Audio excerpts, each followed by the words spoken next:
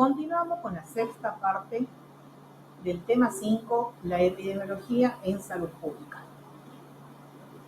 ¿Cómo se clasifican los estudios epidemiológicos? Se clasifican en dos grandes grupos. Tenemos los estudios descriptivos y los analíticos. Los estudios descriptivos a su vez se dividen en poblacionales e individuales. Dentro de los estudios descriptivos poblacionales tenemos los ecológicos. Estos se utilizan cuando se tienen datos de toda la población o de diferentes poblaciones y se desea comparar la frecuencia de una enfermedad en una misma población en diferentes periodos de tiempo, o bien entre diferentes poblaciones en un mismo periodo de tiempo. Por ejemplo, el consumo de carne per cápita y la frecuencia de cáncer de colon en diferentes países. Otros de los estudios descriptivos poblacionales son los de análisis de situación.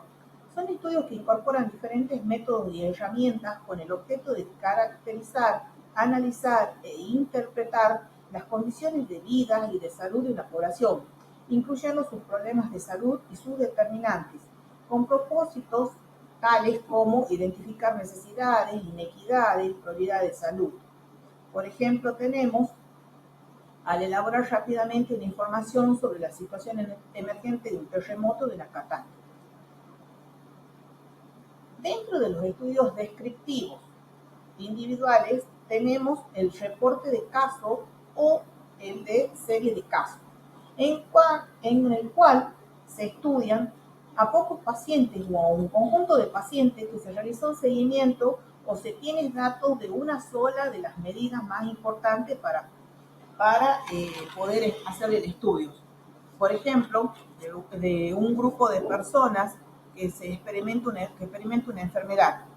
Como ejemplo de esto, tenemos los estudios de los primeros reportes que había de casos de neumonías por neumocistis carini en varones homosexuales, que originó una indagación profunda y se concluyó en la hipótesis de que la enfermedad la causaba un agente con poblaciones con probables vías de transmisión sexual, mucho antes de que se identificara el virus del HIV como agente causal del SIDA.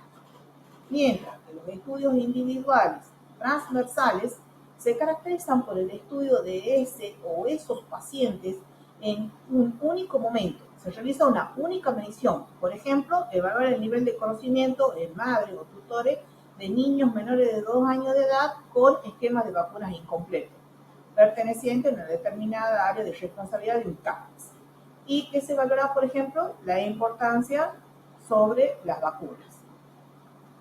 Por otro lado, tenemos los estudios analíticos. Son apropiados para estudiar las causas de un problema de salud, estableciendo la asociación en determinados factores. Los estudios analíticos se dividen en dos tipos de estudios: los estudios observacionales y los estudios experimentales. En los estudios observacionales nosotros tenemos los de casos y controles. Los casos son las personas que ya tienen la enfermedad o el daño, y los controles del conjunto de personas que no se enfermaron o que no tienen el daño, porque estuvieron expuestas a los mismos factores de riesgo. Por ejemplo, casos que serían de pacientes con cáncer y los comparamos en un grupo de pacientes que no tienen cáncer, pero estuvieron expuestos a similares o idénticas situaciones por el hecho de trabajar en el mismo lugar o vivir en el mismo barrio. Los estudios de cohorte parten de una población en general, en donde tenemos personas que seguir en el tiempo. Y vamos a medir el desarrollo, por ejemplo, de una determinada enfermedad. Los estudios de cohorte que van hacia el pasado se denominan retrospectivos, y los estudios que van hacia el futuro se denominan prospectivos. Por ejemplo, dentro de una población que no tiene, una determinada enfermedad, hay individuos que están expuestos a un factor causal y otros que no están expuestos, entonces se puede hacer un seguimiento de estos dos grandes grupos, y entonces vamos a encontrar dentro de las personas que estaban expuestas a ese factor que algunos han enfermado y que otros no. Y del mismo modo, los que no estaban expuestos, algunos han enfermado y otros no. Entonces, este sería un estudio que va hacia el futuro. Entonces sería un prospectivo. En los estudios analíticos experimentales siempre hay manipulación de variables. Así se encuentran los ensayos clínicos y los ensayos comunitarios. Los ensayos clínicos se realizan sobre un grupo de individuos en el que se valora el resultado de la intervención en cada uno de los individuos de esa población. Pueden ser terapéuticos o preventivos. Por ejemplo, un ensayo clínico terapéutico en donde se demuestra la eficiencia de la penicilina en el tratamiento de la sífilis. Dentro de los estudios analíticos experimentales de ensayos comunitarios, se ve la intervención en una comunidad, observando el resultado en su totalidad de la comunidad. Estos últimos siguen los principios generales de estos experimentos, que poseen ciertas características de orden general.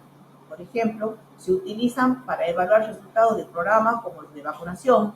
Otro es el ensayo que se interesa por una población o una parte sana que no siempre está dispuesta a colaborar.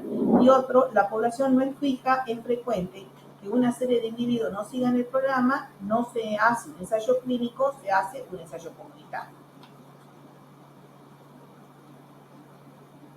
Aquí tenemos estudios epidemiológicos descriptivos poblacionales llamados características epidemiológicas de la COVID-19 en La Habana, epicentro de Cuba, observando que todos los casos de COVID-19 confirmados desde el 17 de marzo hasta el 30 de junio del 2020 en La Habana, con información procedente de la investigación epidemiológica realizada a cada caso positivo, el resultado arrojó que el pico epidémico se alcanzó con 64 casos y brotes institucionales pasando 30 días del inicio de la epidemia.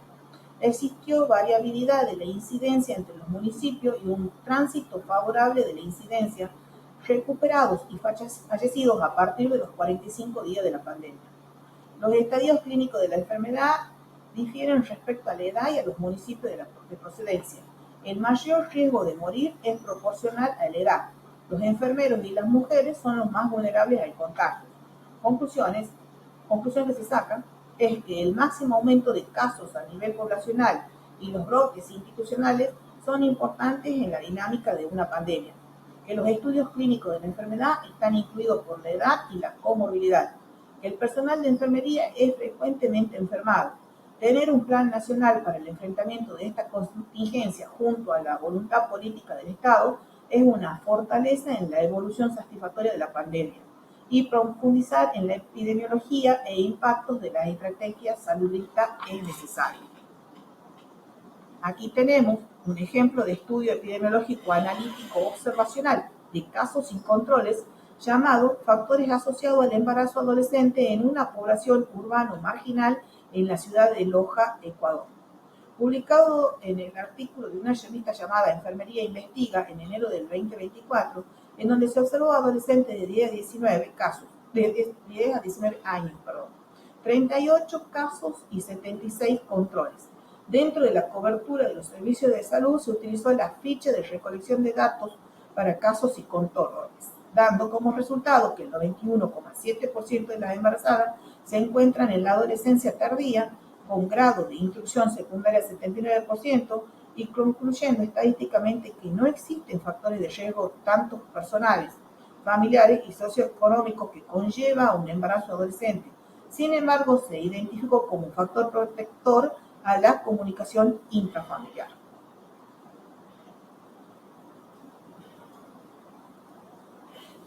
Como síntesis, podemos decir que vimos la definición de epidemiología, objetos de estudio de la epidemiología, la evolución histórica y tendencias, la vigilancia epidemiológica, las actividades, elementos y mecanismos para la obtención de datos, y la investigación epidemiológica, tipos y clasificación.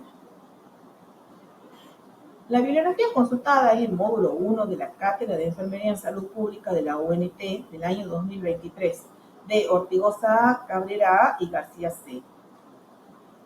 Como despedida, quisiera dejarle este mensaje que dice que no hay límites para el conocimiento y la curiosidad. Fin de la presentación. Muchas gracias por su atención.